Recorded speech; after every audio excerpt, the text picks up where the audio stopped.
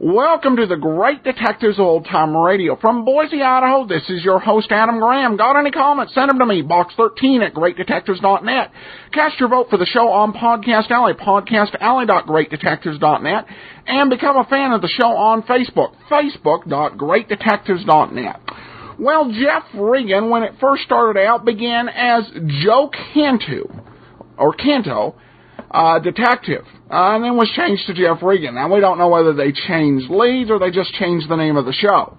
But this episode, we meet Joe Canto, and the part is played by Barton Yarborough. For those of you who are fans of Dragnet, Barton Yarborough is pretty significant. He played Ben Romero, Joe Friday's first partner on Dragnet. At this point, Yarborough was known for his roles, mainly in the Carlton Morse series, One Man's Family, the longest one, a soap opera. But he also did I Love a Mystery and I Love Adventure and Adventures by Morse. All three of these series, as well as Hawk Larrabee, a wide variety of other performances. This role of Joe Canto would become a recurring role, and we'll hear at least another one or two appearances by Mr. Yarborough here as on the Jack Webb run of the show. And there we kind of get a feel for what might be ahead, just a little bit more than a year away. At this point, it's about 10 and a half months before Dragnet would premiere in 1949. So this will be a pretty fun performance. I think the first time these two were together was they made an appearance in Escape together, and they also did another show, a pilot called 3-4 Adventure. So I doubt they were total strangers, but this is an interesting mixture that would be a great success when applied to Dragnet. Well, we're going to get into today's show in just a moment. Before we do, I do want to encourage you, as you make your hosting decisions, you got a business, you got an organization, you need a website. Remember, 1&1, it's got more than 9 million customers, and they do that by offering a great product at a great price.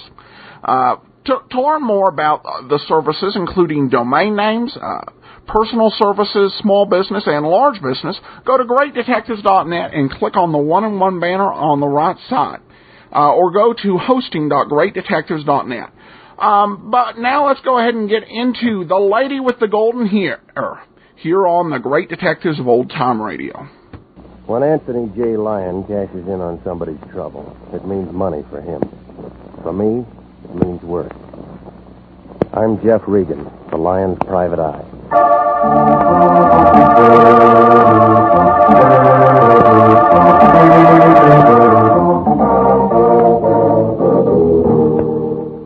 Here's the kind of program you've been waiting to hear. Hard-boiled action and mystery as told by Jeff Regan, investigator. So stand by for trouble. Stand by for suspense. Stand by for adventure. In tonight's story, The Lady with the Golden Hair.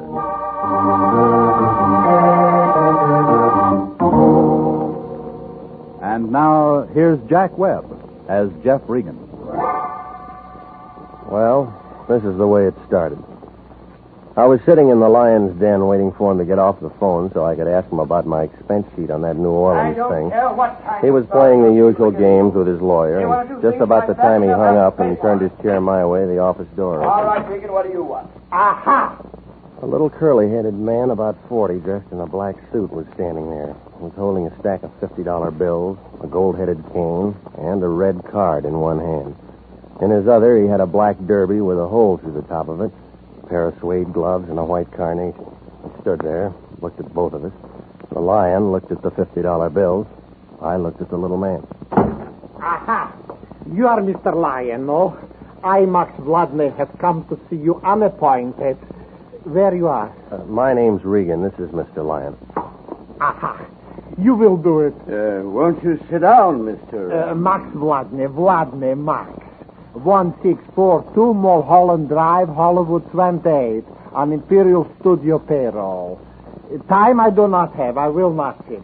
Aha. I demonstrate. See you. That flower I do not need. This, a ticket because I too long park, I also do not need.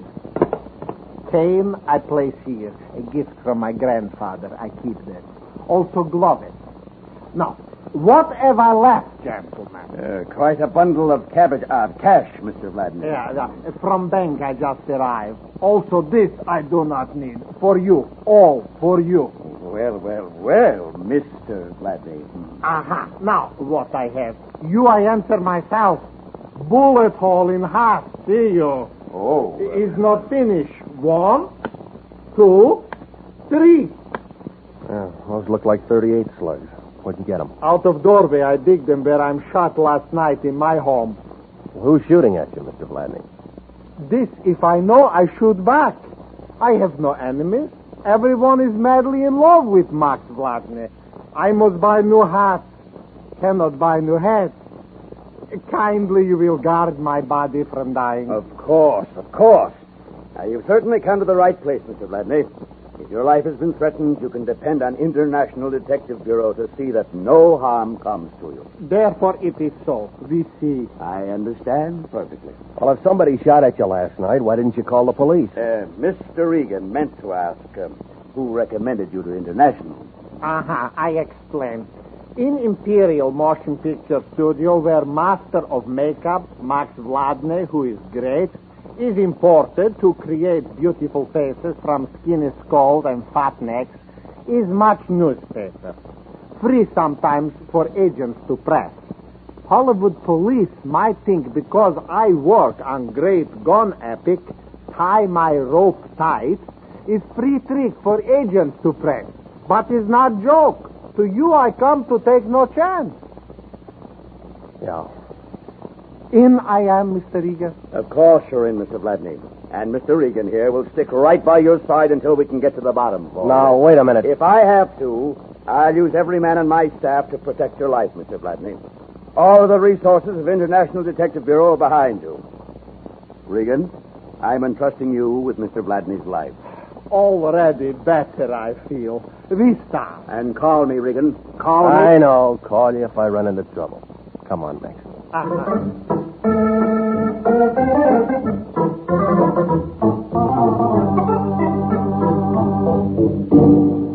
Well, you can see how it was. Max Vladney's car was parked in a red zone in front of the building, and there was another ticket on it. He tore that one up, too. On the way out to his house, I tried to get a little more information, but it didn't come to much. He couldn't figure out why somebody was shooting at him or who was doing it. It was about 6 o'clock when we pulled up in front of his house on Mulholland Drive, one of those little places with a big sun porch in front of it and an egg-shaped swimming pool in front of that. He was pulling things out of his pockets, looking for the key to the front door when it happened. See what I tell you, all the time shooting at Maxie, someone. All right, get on. What I tell you, my heart is full again of hope. All right, shut up. You aren't hit. But he's frightening. Well, unless he's got a machine gun, he can't fire anything more. Wait, where go you? You leave Max to be killed. I'm going after him. Stay right here. You'll be all right. I started for the heavy brush outside the clearing of the house where white gun smoke still hung around the trees. And then I saw him. He was a gray-haired man, stocky build, glasses, about 100 feet away, running down the hill waving a gun. I went after him, but I couldn't get a clear shot. Oh, he was quite an acrobat. He dived over a wooden road bracer and went skidding down the embankment. By the time I got there, he was climbing into an old Chevy convertible, and he took off in a cloud of dust. I couldn't see the license plate on the car.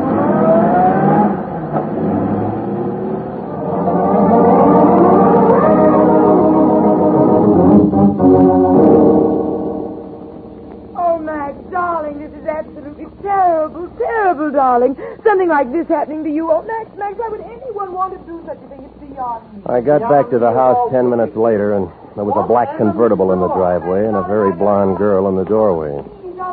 She was digging the new slugs out of the woodwork with a penknife. Max was lying on one of the beach chairs.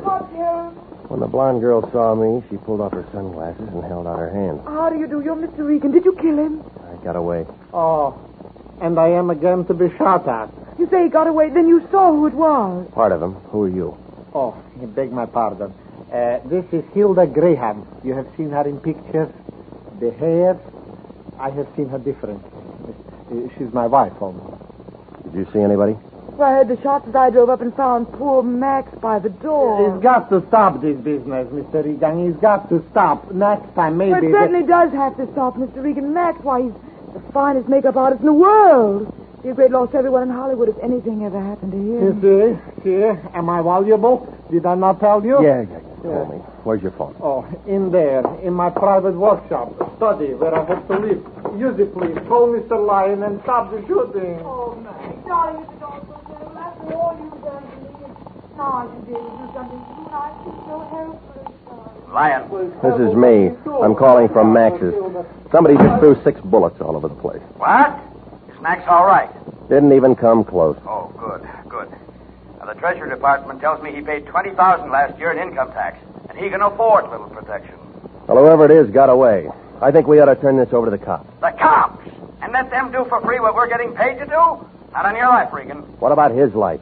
We'll worry about that, too. Now, listen. I'm sending Joe Canty out there to give you a hand. Now, this Vladney's a first-class gold mine as far as I'm concerned, and that means as far as you're concerned. I don't care what you... Until then, do anything you want. So long as you stick by Maxie and don't call the cops.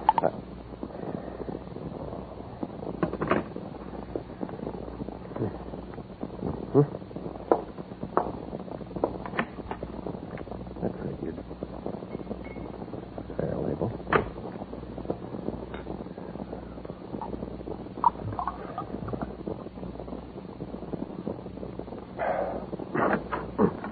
Roof folding, Mr. Regan? Yeah, you want one? No, thanks. I've something much better than that at my house. I'll bet you have. I live all alone in Toluca Lake. End of the canyon. I'll remember that when I get thirsty. Who do you suppose is shooting at Max? You tell me, lady. I just met him. I thought you said you saw whoever it was. I did. Well, aren't you going to look for him or send out an alarm or whatever you do? Yeah, whatever we do. Don't you think you ought to be in there holding hands with Max? He's had a hard day. Max, oh, he's resting now. Do you think he's the kind I'd really have something in common with? I wouldn't know, lady. Well, as a matter of fact, I was just leaving. I have to be at the studio early tomorrow. If there's anything I can do at all, I'd be only too happy to cooperate. Yeah, well, why don't you start by giving me those slugs you were digging out of the doorway? Oh, I completely forgot about those. Here, I meant to give them to you. Thanks, I'll need these. Really, whatever on earth for? Comparison test. The ejector marks, the firing pin dents. You can tell if they were fired from the same gun if you want to look into it. And, of course, being a detective, you want to look into it. That's right, I want to look into it. Well, Mr. Regan, it's been nice meeting you. I know you'll take good care of Max. If there's anything I can do... Yeah, I'll give you a ring. Bye, Mr. Regan. Till we meet again. I followed her out the door and watched her pat Max on the head, kiss him on the cheek. And then she slid under the wheel of that convertible like she'd been built right along with it. That famous gold in the hair was blowing behind her by the time she got onto the main road. Be careful, careful. So lovely she is, Mr. Regan, huh? Yeah, Maxie, she's just fine. For her, too, you must keep me alive. She needs me. Yeah. What now? We wait for another guy. Aha, reinforcers. I like you, Mr. Regan. Already better, I feel.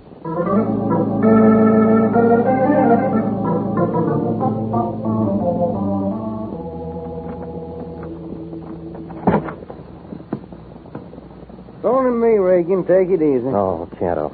Come on in. What took you so long? I stopped by police ballistics on the way out. I had them 38 slugs that Max brought in checked. Oh, well, I got some more for you. Well, I found a winner. Gun belongs to a feller named Pete Berger. Ain't no permit on it. He done 6 to 18 in San Quentin once for robbery. Sprung a couple of years ago. Mm-hmm. Address? Yeah, a place on Figueroa right off of Sunset. Here. Thanks. Well, he was around again this afternoon. shooting things all over the place. I wonder what the connection is. I'm going to find out before Maxie does. You take over, Joe.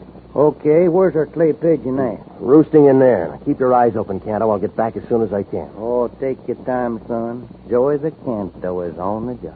Yeah, I feel better already. Hey,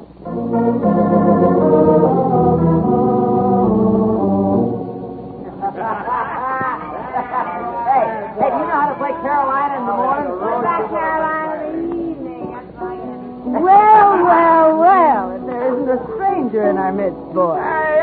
Get a look at that. Will you white straight go off? Curly-haired. They sure shine. It's got big feet. Yeah, awful big feet. What would it be, mister? Mom champagne or beer? Neither one, lady. Well, we ain't got either one for you, copper. You picked wrong tonight. Flossie never picks them wrong. I can tell by your feet. You're paid by the city or you're a private peeper and somebody else pays you. Makes no difference to me. All spell copper. What do you want? No fuss with you, Flossie. I'm looking for Pete Berger. Who? Pete Berger. This is his last address. Ain't never heard of no Pete Berger, and neither has anybody else. And he ain't never lived here, and you got a wrong steer. That door lead to rooms upstairs? Yeah, that door leads to rooms upstairs. Mind if I take a look? I mind a lot of things, Seamus. And taking a look is one of them. All right. This Pete Berger you don't know and never heard of was throwing a lot of lead around yesterday and today, and I'm going to take a look anyway. Wait. Hey, you can't go up there. I was only halfway up when a man in a gray sweatshirt backed over to the top of the stairs. There were 3 red holes just above the center of the sweatshirt. He turned around and tried to say something. I saw what was going to happen, and I hugged the side of the banister. Oh, Pete. Pete. Oh, Pete, honey. She ran over and was kneeling beside him, holding his head in her arms, rocking back and forth.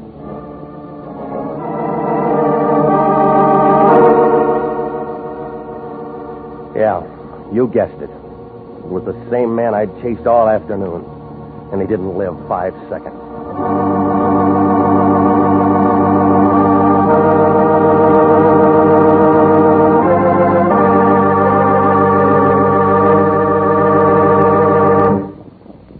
We'll return to Jeff Regan, investigator, in just a moment. But first, here's an important message from the Adjutant General's office. At no time in our nation's history has it been more important to develop an outstanding Army medical department. Without an adequate nurse corps, this cannot be accomplished. And nurses are still needed to fill the estimated requirements for 1948. If you're a graduate registered nurse, over 21 and under 45, you are invited to apply for a commission in the Army Nurse Corps Reserve. If you are selected, you may choose either active duty or inactive status. Apply to the Adjutant General, Washington 25, D.C.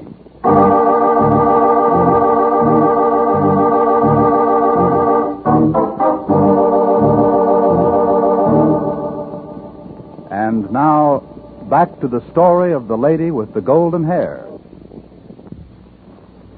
And Jeff Regan, investigator.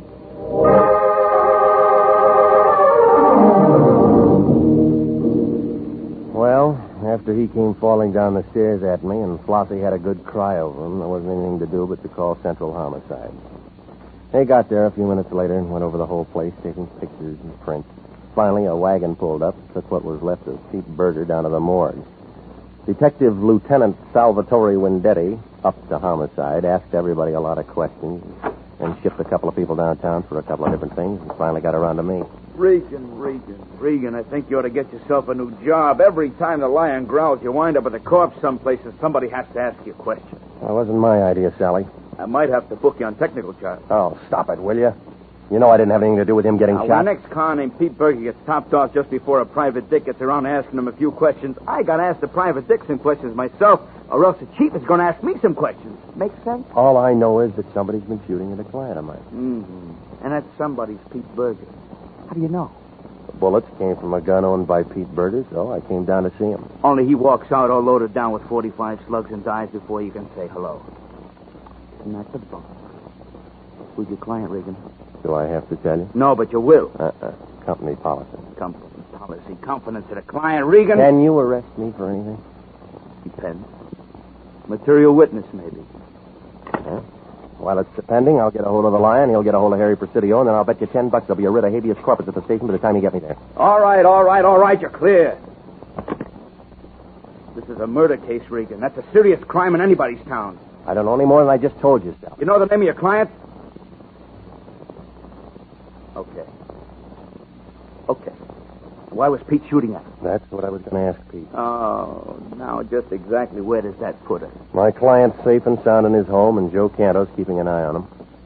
When Canto was pounding a beat for the department, some guys got away from him. A lot of guys get away from a lot of cops, but not when the cop's watching. Canto's good at that, you know him. Oh, sure.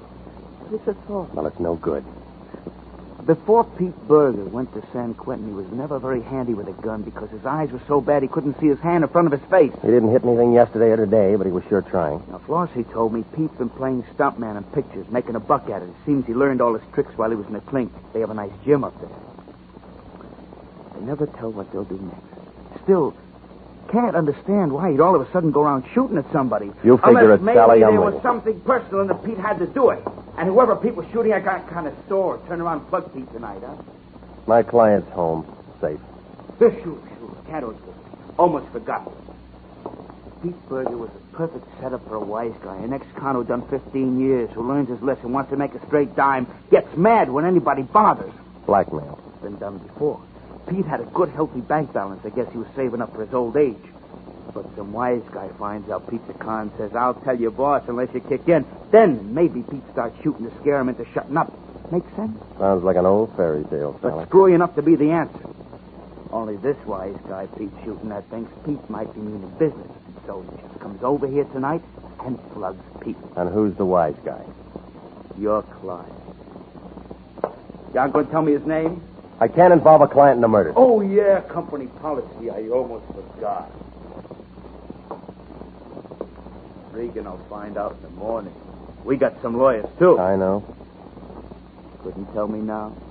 I'll phone you in an hour, Sally. Okay. Okay, Regan, you can talk to him first. But phone me. Good night. Night, Regan. See you around. My watch said 4 o'clock by the time I got to the hills back of Laurel Canyon and started up Mulholland Drive. The usual fog was in the usual places, doing the usual things to trees and houses. And when I pulled up in front of Max's house, one light was burning in the window. The rest of the house looked dark. Everything was quiet. The first thing I noticed was cordite. It smells black, and it means that guns have been fired. The whole room was full of it.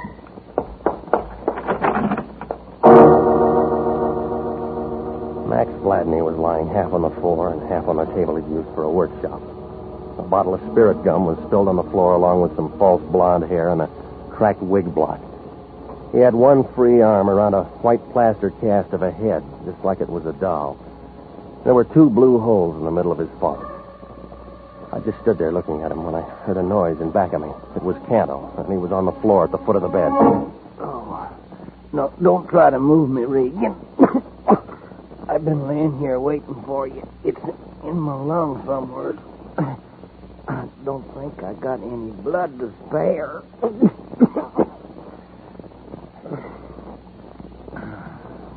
Joey boy let you down, huh? It happened an hour after you left.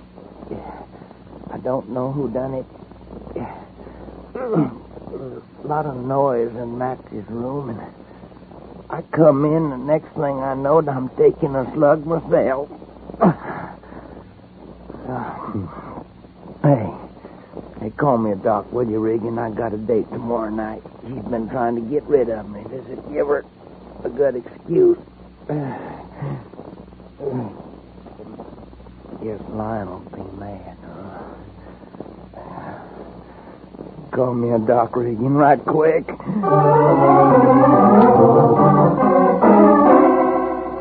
Well, I made a lot of phone calls before it was all over. Hollywood Receiving Hospital, Windetti, Central Homicide, and I got the Lion out of bed and told him what had happened. He said he'd meet me at the hospital. I hung around a while and talked to Windetti. He didn't have much to say. When he got through poking around, he gave me a lift as far as the hospital. The Lion was standing around the hall when I got there. It was the first time I'd ever seen him look tired. Hello, Regan. I just talked to the doctor. This is going to cost plenty. How bad is it? $25 a day for a room, plus surgery. No, I mean Canto. Oh. Well, bullet penetrated upper lobe of his right lung. Here, they pulled this out. 45 slug. Who shoots 45s that good? Lots of people. Same kind of people who go around killing Pete Berger and Max Vladney. Yeah. Canto getting himself shot's going to eat up every penny we might have made on this thing. Is money all you ever think of? What else is there to think about? If you got it, you're fine. If you haven't got it, you're nothing but a bum. One of your own men is lying in there wondering if he's ever going to live or die, and he took that slug because you sent him on the job. Everybody dies. I'll give him a citation. Oh, you big pile of blubber. I ought to push you out a window. Now, talk like that isn't going to help anything. No, but I know what it Now, is. wait a minute, Regan. This is a police job. Oh, now it's a police job. Yeah, like I told you. And you can't go running around sticking your snoot into a couple of killings and giving International a lot of bad publicity. Now, get this, Fatso. I'm going out and find the guy who plugged Canto. Now, you listen to me. And I want it down in the books and the papers and any place else that an international operator brought in a guy who killed one of their clients and shot one of their men. Now, I won't be responsible for anything that happens. Okay, if you don't like the way I do things, you can pull my license right off the wall and get yourself another boy. Hey, where are you going? Come back.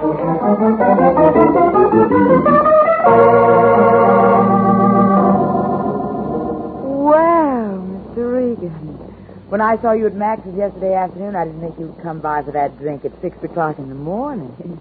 Well, come in. I was just having coffee. I have to be at the studio for an early makeup job.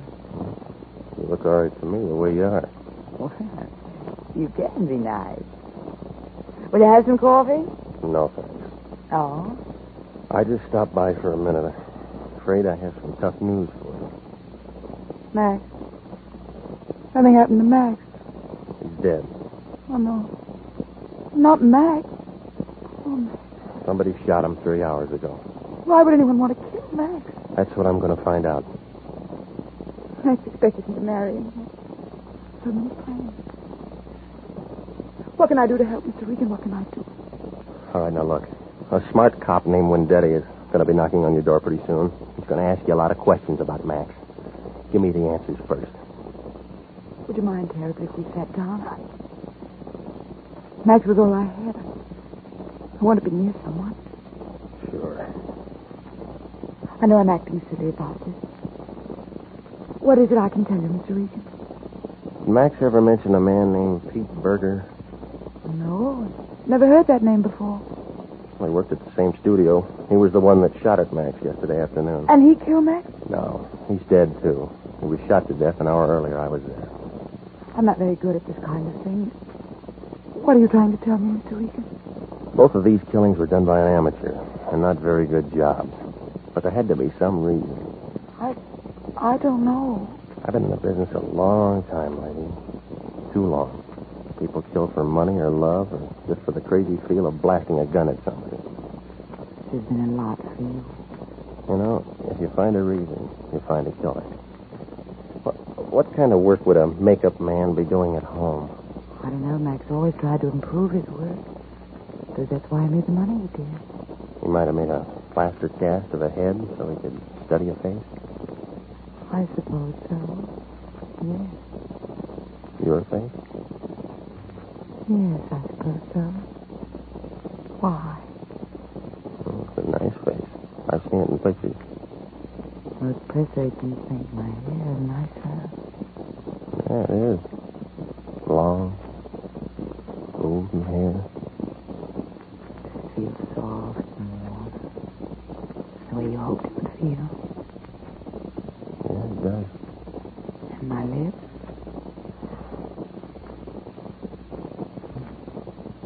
I don't feel bad doing this. I never did love Max. I was indebted to him. I was terribly ill several years ago. He helped. I can see why he felt the way he did about you. Daniel. I like the way you did that. I know what Max had been working on. It was something for you. Really? He was holding a plaster cast of your head in his arms when I found him. Of course, there was no hair on it, and it looked kind of funny. Don't say that! Don't ever say a thing like that! Yeah, you killed a poor ex-con because he bungled a job you blackmailed him into doing. You shot him last night because I was going to talk to Judy, you. why would I be... Killed Max, and while you're at it, you pumped a slug or two into Joe You think Canto. there's got to be a reason. Every newspaper in the country's going to carry it. Golden hair is really as bald as a fresh egg. Shut up! Shut up! Don't you ever say anything like that in front of me! Regan, too. Now, come on. Let's go. No. You mustn't. They'll find out about my hair. Please, please don't tell them about my hair. I couldn't stand that. Oh, please, you know how nice I can be. Lady, you're a bum.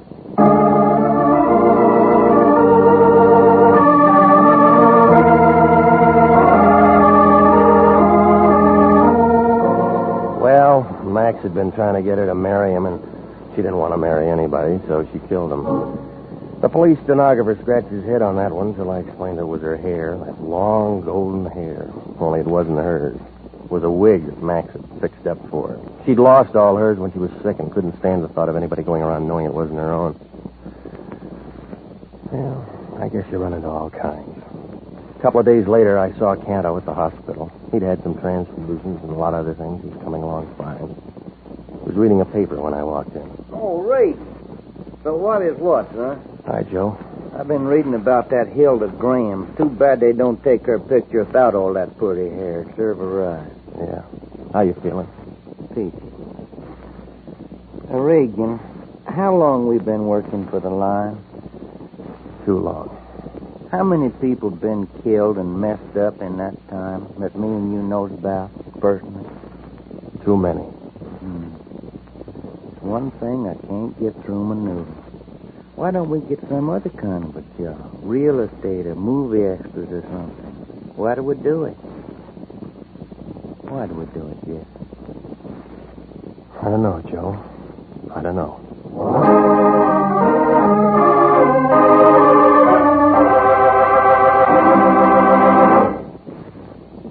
Jack Webb is featured as Jeff Regan, with Wilms Herbert as Anthony J. Lyon. It's CBS same time next week for trouble, suspense, and thrilling adventure with Jeff Regan, investigator. The role of Max Vladney was played by Hans Conried, with Barton Yarborough as Joe Canto. Betty Lou Gerson was Hilda Grayham. Jack Crucian was Wendetti. Marlo Dwyer was Flossie. Jeff Regan, investigator, is written by E. Jack Newman, produced and directed by Gordon T. Hughes, with special music by Del Castillo.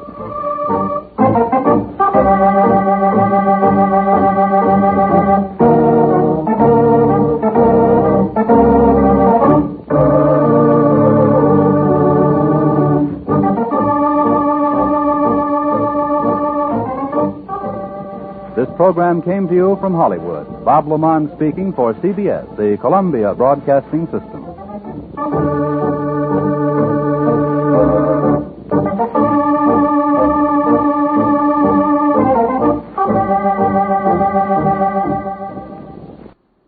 Welcome back. A very solid Jeff Regan, and a nice guest appearance by